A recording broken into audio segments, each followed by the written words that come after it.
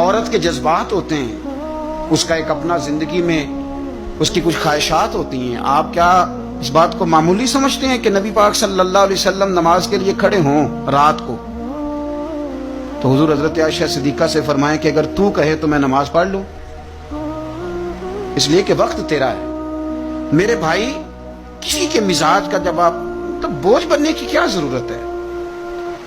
آپ سمجھ لیں، مزاج کو سمجھ لیں اور کوشش کریں کہ فروغ محبت ہو، عداوت نہ ہو. یہ جو ہمارے پاس موقع آتے ہیں نا، عید کے اور حج کے، قربانی کے، رمضان کے، یہ سارے موقع دراصل اللہ نے دیے ہیں کہ آپس میں محبتیں تقسیم کرو.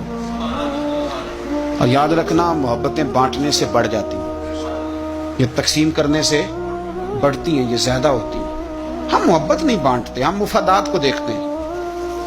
ہم مفادات کو دیکھتے ہیں. میں نے تو زندگی میں ان لوگوں کو بھی دیکھا ہے کہ کسی آستانے پہ، کسی ادارے میں، کسی مسجد میں، کسی تنظیم میں ان سے کوئی پیار زیادہ ہو گیا تو انہوں نے پھر اپنے وہ مفاد سامنے رکھ کے کسی اور کو وہاں داخل ہونے دیا، ورنہ انہوں نے کسی کو قریب نہیں پھٹکنے دیا.